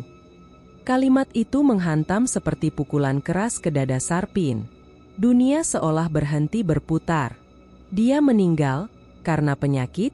Sarpin bersuara pelan, hampir seperti ingin meyakinkan diri sendiri. Ada penyakit? Lelaki tua mengangguk pelan. Namun kemiskinan membuatmu buta. Ilham lahir sehat. Tapi dalam ekonomi yang busuk, anak seperti dia, mudah dicuri napasnya. Sari terisak, tangisnya pecah kembali. Jangan bicara sembarangan. Lelaki tua menatapnya seperti menatap serangga. Kau pikir aku hanya muncul baru-baru ini? Keluarga kalian sudah kutandai sejak lama. Ketika Ilham lahir, aku sudah menunggu. Sarpin tak mampu berkata-kata. Tangan yang menggenggam pisau bergetar hebat. Kau ingin tahu yang paling menyakitkan? Lelaki tua itu menunduk, tatapannya menajam seperti pisau. Ketika Ilham menghembuskan napas terakhirnya, aku ada di sana. Aku yang menagih nyawanya. Aku yang mengambilnya darimu. Tuyul itu tertawa kecil, suara retak yang menusuk saraf. Ayah meninggalkanku begitu saja, jadi aku kembali. Tubuh tuyul itu merayap turun dari meja, berjalan mendekati Sarpin perlahan. Setiap langkahnya meninggalkan jejak kaki hitam seperti luka terbakar di lantai. Sarpin mundur 2 langkah, napasnya tercekik oleh rasa bersalah yang tiba-tiba meledak hebat. Tidak, aku nggak tahu. Kau bodoh dalam kemiskinan, lelaki tua itu mencemooh. Dan dalam ketamakanmu, kau sendiri membuka jalan agar Ilham kembali dalam rupa yang kuinginkan. Bukan anakmu, tapi alatku. Sarpin merasakan dunia runtuh menimpanya. Dulu, ia bekerja keras menggelindingkan gerobak mie ayam, menahan cemooh orang, menyembunyikan rasa rendah diri setiap kali pelanggan menghina harga dan rasa dagangannya. Semua ia terima demi keluarganya. Dan kini, semua itu tampak tak pernah berarti. Sari menggapai tangan suaminya, gemetar. Pin, tolong. Jangan dengerin dia. Kita masih bisa keluar. Tidak ada keluar. Suara lelaki tua menggelegar. Dinding rumah merintih, paku-paku mencuat sendiri dari kusen. Pintu dan jendela menutup rapat, disegel oleh kekuatan gelap yang berdenyut seperti jantung monster. Cahaya bulan yang tadinya menembus kaca kini menghilang seluruhnya, digantikan oleh kegelapan pekat yang hidup. Sarpin menatap lelaki tua itu dengan tatapan yang berubah. Dari ketakutan menjadi kebencian pekat yang dibakar oleh rasa kehilangan. Kau, bunuh anakku? Katanya lirih namun penuh kehancuran. Tidak. Lelaki tua itu mendekat, menyingkap wajahnya yang mengerikan, kulitnya mulai merekah, seperti topeng yang retak. Kau yang menyerah pada keadaan. Kau yang membiarkannya mati. Aku hanya mengambil apa yang terbuang. Kalimat itu adalah percikan api terakhir pada bara dendam Sarpin. Dalam ledakan emosi, Sarpin menerjang ke depan, menghantam lelaki tua itu dengan pisau. Namun tubuh lelaki tua berubah menjadi asap kelam dan muncul kembali di belakangnya. Tuyul itu langsung mencengkeram leher Sarpin dari samping. Cakar-cakar kecilnya menusuk kulit, darah mengalir. Sarpin menendang keras, menyingkirkan makhluk itu, tetapi rasa perihnya menghantam kesadaran. Sari menjerit memanggil suaminya. Ervan memeluk ibunya semakin erat. "Sarpin," lelaki tua itu berbisik di dekat telinganya. "Semakin kau melawan, semakin mereka menderita." Sarpin terjatuh, memegangi leher berdarah. Nafasnya memburu. Matanya memandang istri dan anaknya. Satu-satunya alasan ia masih hidup. Sekarang, mereka menjadi tawanan dosa yang ia buat sendiri. Amarahnya membuncah. Namun ketakutan mengikat kaki dan tangannya. Ia terjebak di antara dua neraka, melawan dan kehilangan seluruh keluarganya, atau menyerah dan menjadi monster yang memakannya dari dalam. Pilihan sudah jelas, lelaki tua itu melangkah ke depan, suaranya menjadi kehinaan murni. "Kau sudah mengorbankan satu anak. Tuntaskan. Pakai darah mereka sebagai persembahan terakhir untuk kekayaan tanpa akhir." Sarpin menatap tuyul itu, ilham, dan untuk pertama kalinya, ia melihat bukan anak yang kembali, melainkan kematian yang dulu ia biarkan masuk diam-diam ke dalam rumahnya. Tangannya mencengkeram pisau lebih kuat. Tubuhnya gemetar hebat. "Tidak," suaranya pecah namun semakin tegas. "Aku tidak akan kehilangan mereka lagi." Namun lelaki tua itu tertawa, suara yang membuat bulu kuduk meriap. "Kau sudah kalah jauh sebelum kau bertarung." Rumah itu berdenyut kembali. Kegelapan semakin tebal, seperti hendak menelan mereka seutuhnya. Dan keputusasaan pun mulai menelan sisa-sisa akal waras Sarpin. Sarpin mengatur napas dengan terputus-putus, memaksa kakinya tetap kokoh. Pisau di tangan berkedut, diwarnai darah yang belum kering. Matanya menatap setiap sudut rumah yang kini dipenuhi bayangan bergerak, seperti jari-jari kegelapan yang menggapai, mencoba meraih mereka semua. Sari menggendong Ervan lebih rapat, mundur ke sudut ruangan. Suaranya hanya gemetar tanpa kata. Ia paham bahwa sekarang bukan waktunya tangis. Satu suara keras saja bisa memancing amukan makhluk kecil itu. Tuyul, Ilham, berdiri di seberang ruangan, menengok kepala ke kanan dan kiri dengan gerakan patah yang tidak manusiawi. Matanya yang gelap kosong memantulkan cahaya samar dari lampu yang berkedip seperti hendak padam. Senyum kecilnya tampak seperti luka yang belum tertutup. "Ayah?" Suaranya lirih, manja namun menimbulkan rasa ngeri. "Kenapa ayah menyakitiku?" Sarpin menelan ludah. Aku ingin semuanya berhenti. Aku mau kamu pergi dari sini." "Ayah ingin membuangku lagi?" Tuyul itu menggereng, suaranya berubah menjadi geraman rendah yang menggetarkan tulang. Lelaki tua berdiri di belakangnya, tangan terlipat santai. "Kau bisa memilih cara mudah atau cara sulit," katanya dingin. Sarpin tidak menjawab.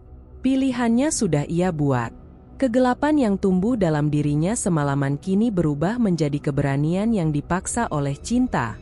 Ia melompat ke depan, mengayunkan pisau langsung pada tenggorokan makhluk kecil itu.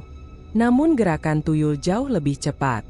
Ia memiringkan tubuhnya, dan pisau Sarpin hanya menggores udara. Dalam sekejap, cakar mungil itu menyapu dada Sarpin. Kain bajunya robek, darah memancar, rasa panas seolah membakar kulitnya. Ia terlempar menabrak lemari. Sari berteriak, memeluk Ervan erat-erat. Ia hendak berlari ke arah suaminya, namun lantai berubah lunak seperti lumpur hitam yang muncul dari celah-celah ubin. Ia hampir terjerembab, tetapi memaksa diri tetap berdiri. "Sari, tetap di sana." Sarpin mencoba bangkit dengan tangan bergetar. Tuyul merangkak cepat menuju Sari, tubuhnya bergerak seperti hewan lapar. Sarpin melempar pisau yang masih ia pegang, mengarah tepat ke punggungnya. Pisau menancap. Darah hitam memercik. Tuyul itu menoleh pelan. Wajahnya berubah semakin bengkok, mulutnya terbelah sampai ke pipi, memperlihatkan barisan gigi kecil yang tajam dan tumbuh tidak beraturan. "Ayah jahat?" Suaranya memukul hati Sarpin lebih keras dari luka manapun. Ia melangkah mendekat lagi.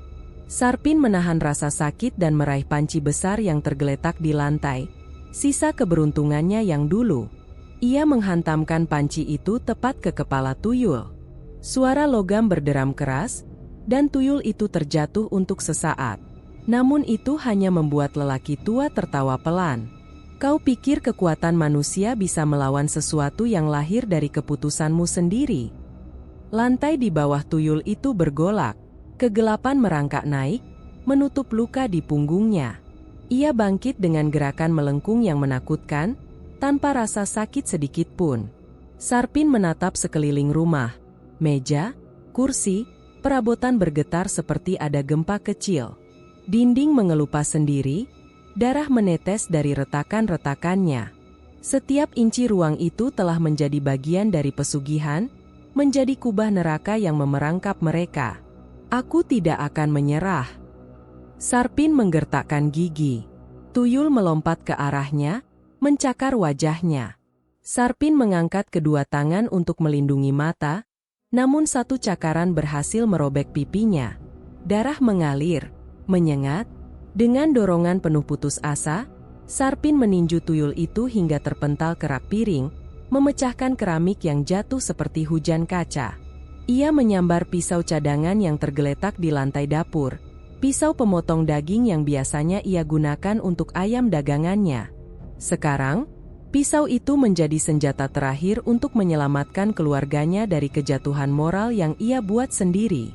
Dia berteriak, menusukkan pisau itu ke tubuh tuyul beberapa kali.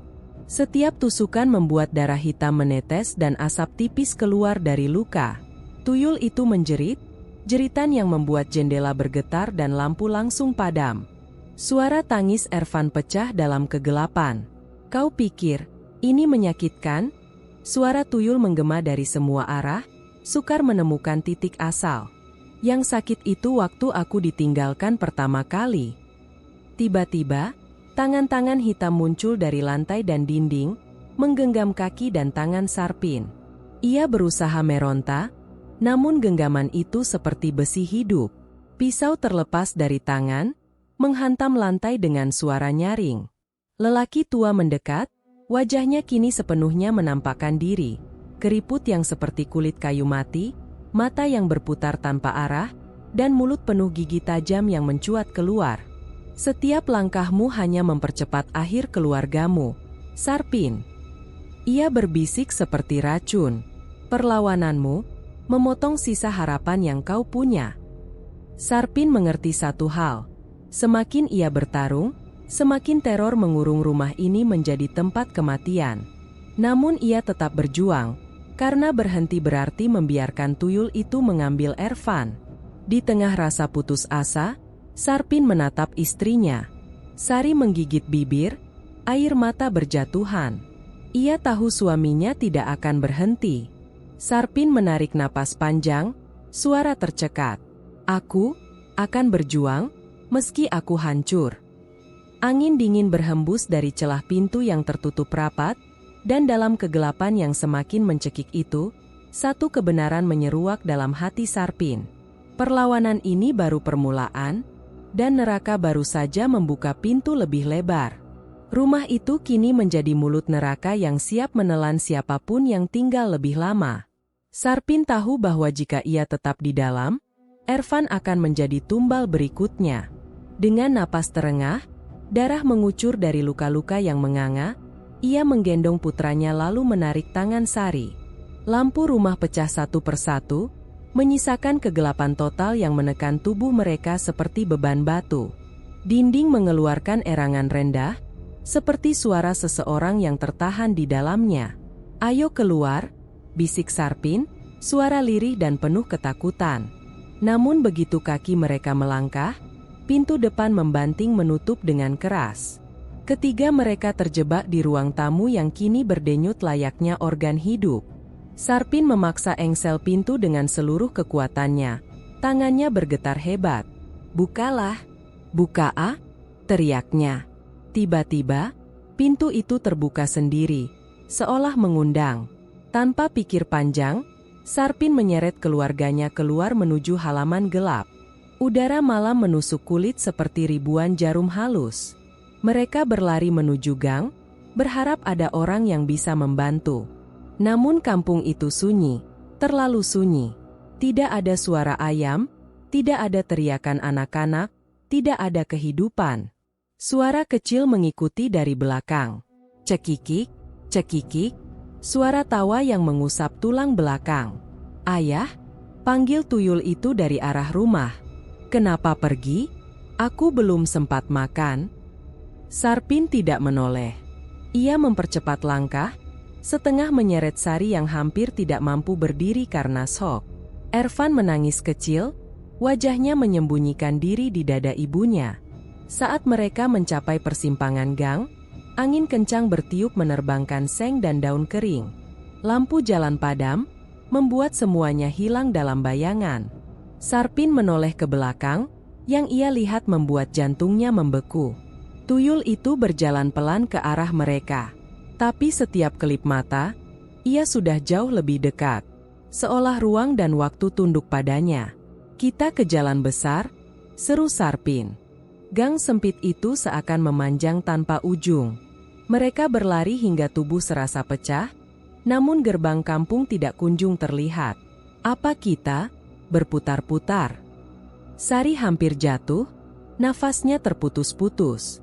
Sarpin memaksa dirinya tidak berhenti. Terus, jangan berhenti.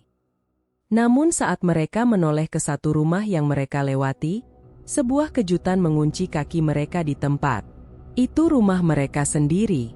Meskipun mereka sudah lari jauh sebelumnya, mereka justru kembali ke titik awal. Halaman rumah itu kini dipenuhi boneka-boneka kecil yang muncul entah dari mana. Semuanya menatap dengan mata kosong menuduh. Salah satu boneka menggerakkan kepala, mulut sobeknya terbuka dan mengeluarkan suara anak kecil. Di mana ayah mau sembunyi? Aku bisa menemukan ayah. Tuyul itu muncul beberapa langkah di belakang boneka-boneka tersebut. Rambutnya yang acak-acakan menempel di dahi, darah hitam menetes dari dagunya. Ia merangkak cepat ke depan dengan gerakan patah dan beringas. Sari menjerit, memeluk Ervan lebih erat. Sarpin berlari membawa mereka menembus arah lain. Namun gang sebelah kiri tiba-tiba tertutup tembok besar yang sebelumnya tidak ada. Mereka berbelok ke kanan, jalan itu berubah menjadi rawa hitam pekat. Ke depan, ditutup pagar besi tinggi menjulang tanpa ujung. Tidak mungkin, Sarpin bergetar. Jalan ini tidak seperti ini. Kampung mereka berubah menjadi labirin kematian. Langkah-langkah kecil terdengar semakin dekat. Tuyul itu tidak berlari. Tidak perlu. Dunia ini sudah tunduk padanya. Sarpin menatap anaknya, lalu Sari. Keputusasaan memelintir hati, namun cinta tetap menuntun tindakannya. Kalian duluan. Sarpin mendorong Sari menjauh. Aku tahan dia. Bang, jangan. Kita harus bersama. Sari menangis, memohon dengan suara pecah. Namun Sarpin sudah menghadapkan tubuhnya ke arah si kecil iblis itu. Kalau aku gagal, lari secepat mungkin. Tuyul itu kini berdiri tepat di depannya. Ia menatap Sarpin dengan mata yang memantulkan rasa kecewa.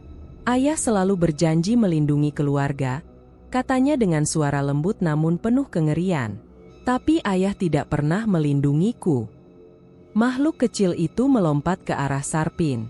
Tangan mungilnya mencengkeram leher Sarpin dan menyeretnya ke tanah dengan kekuatan tak masuk akal.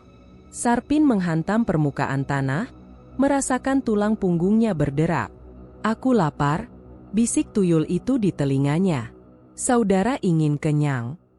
Ia menggeram ke arah Ervan yang menangis keras. Sarpin meraih batu besar di dekatnya. Ia menghantamkan batu itu ke kepala tuyul tanpa ragu. Bunyi retak terdengar, dan tuyul itu terpental beberapa meter, membentur tembok. Sari, lari! Sari menjerit dan mulai berlari sambil menggendong Ervan. Namun baru beberapa langkah, jalanan berubah menjadi jurang hitam terbuka, seolah kampung digunting dari dunia nyata. Tidak ada lagi arah aman. Tidak ada lagi pilihan. Seluruh dunia mendorong mereka kembali ke titik asal. Rumah yang menunggu untuk menghabisi seluruh penghuninya. Sarpin berusaha bangkit, meski seluruh tubuhnya menolak bergerak. Darah berlinang di wajah, tulang rusuknya mungkin patah. Ia memaksa berdiri, dan kembali menatap ke neraka yang mengejar. Setiap langkah yang mereka ambil membawa mereka semakin dekat pada kehancuran. Dan di tengah malam yang menelan kampung itu bulat-bulat, Sarpin akhirnya sadar. Tidak ada pelarian dari pesugihan yang dimulai oleh tangan sendiri. Takdir mereka telah dikunci dari awal. Mereka hanya bisa memilih satu hal, cara mereka mati. Angin malam merayap masuk melalui celah dinding yang retak. Rumput liar berbisik seolah ikut menyaksikan keputusasaan seorang ayah yang terperangkap dalam perjanjian maut. Sarpin menggenggam lengan Riko, anak bungsunya yang masih hidup, erat-erat. Tubuh kecil itu gemetar, matanya sembab oleh tangis, napasnya tak teratur setelah pelarian panjang dari rumah yang tak lagi menjadi tempat tinggal, melainkan kandang pembantaian. Sarpin bersandar pada tembok bangunan kosong yang ditemukan di ujung kampung, berharap setidaknya untuk sejenak dapat menyembunyikan diri. Tapi ia tahu, tak ada lagi tempat aman di dunia ini. Apapun yang mengejar mereka bukan makhluk yang takut pada tembok atau jarak. "Pak, aku lapar," Riko terisak lirih. Sarpin menunduk. Kata-kata itu menghantamnya seperti palu godam. Lapar. Anak sekecil ini hanya ingin makan. Namun dalam kesepakatan yang dibentuk Sarpin, makanan bukan lagi sesuatu yang wajar. "Iya, nak, sabar ya. Nanti ayah carikan." Suaranya pecah di tengah kebohongan yang bahkan ia sendiri tak lagi mampu percaya. Sarpin menatap jemari kecil itu. Pucat, dingin. Ia menahan tangis, perasaan bersalah menyayat dari dalam dada. Semua ini salahnya. Sementara itu, udara di sekeliling mulai berubah. Bau tanah basah bercampur amis darah menebal. Lampu jalan di kejauhan berkedip, mati, hidup, mati. Suara kecil yang pernah menjadi mimpi buruknya kini terdengar jelas, berbisik dari setiap bayangan. "Ayah, aku juga ingin makan." Sarpin langsung berdiri, menutupi Riko dengan tubuhnya. "Pergi kau," serunya pada kekosongan. Suaranya getar, tak ada wibawa. Ia tahu siapa yang datang. Satu langkah kecil terdengar. Cek, cek, cek. Dari kegelapan, tuyul itu muncul. Bukan lagi sosok gelap yang meringkuk dan melata. Kini ia berdiri tegap, matanya memancarkan cahaya merah menyala. Wajahnya mengembang menjadi senyum lebar yang menampilkan gigi-gigi kecil yang tumbuh tajam seperti pisau. "Ayah Sarpin, aku lapar," katanya sangat jelas. Nada lembut seperti seorang anak yang mengiba, tapi itulah yang paling mengerikan. Sarpin mundur selangkah. "Ambil aku. Sudahi semua ini. Tapi biarkan anakku," teriaknya. Tuyul itu tertawa kecil, geraknya pelan, namun menebarkan ancaman tak terhingga. "Kau, sudah lama tidak lagi bernilai. Tubuhmu busuk oleh ketakutan. Tapi anakmu," ia memiringkan kepala, menatap Riko seperti daging segar di meja jagal. "Ia masih manis." Riko menjerit dan menyembunyikan wajahnya di dada ayahnya. Sarpin memeluknya semakin kuat, seolah pelukan itu bisa menjadi benteng. "Jangan, aku ayahnya." "Oh, aku tahu," balas tuyul, senyumnya melebar sampai pipi koyak. "Dan karena itulah, aku ingin melihat kau yang menyerahkannya." Sarpin menutup mata, menggigit bibir sampai berdarah. Rasa bersalah, penyesalan, ngeri, semuanya berkecamuk menjadi satu. Tak ada lagi yang bisa membantunya. Nama baik, uang, kedudukan, semua itu telah dibayar dengan nyawa bayi-bayi lain sebelum ini. Ia mencoba kabur, mencoba melawan, tapi hasilnya hanya membawa mereka berdua tepat ke ujung kehancuran. "Hentikan!" Suara Sarpin bergetar parah. "Aku mohon." Tuyul itu merangkak naik ke dinding, berjalan terbalik di atap ruangan. Lehernya memanjang seperti ular, turun perlahan mendekati wajah Riko. "Ayah, aku lapar," ulangnya menggunakan suara Riko. Sarpin ambruk. Air matanya tumpah deras. Dia tidak sanggup. Namun pada detik paling kritis, Riko menarik baju ayahnya, suaranya nyaris tak terdengar. "Pak, kalau aku harus mati, jangan biarkan aku jadi seperti dia." Kalimat itu menembus jantung Sarpin lebih tajam dari pisau manapun. Tuyul itu turun, menjejak lantai tepat di depan mereka. Sarpin menggenggam wajah anaknya, menatap mata mungil yang masih menyimpan secercah kepercayaan pada ayahnya. "Maafkan ayah, Rico." Dia meraih serpihan kaca di lantai, satu-satunya benda yang bisa ia gunakan. Tangannya gemetar hebat. Ia mengangkatnya ke arah dirinya sendiri. Namun tuyul lebih cepat. Kuku tajam mencengkeram leher Rico dan menariknya menjauh. Rico menjerit, jeritan terakhir yang penuh ketakutan. "Tidak!" Sarpin menerjang, tapi terlempar seperti boneka rapuh ke tembok. Tulang rusuknya patah, napasnya pecah.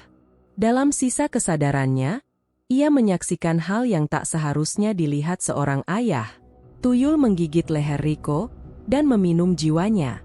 Tubuh anak itu mengejang, lalu lemas, matanya kosong.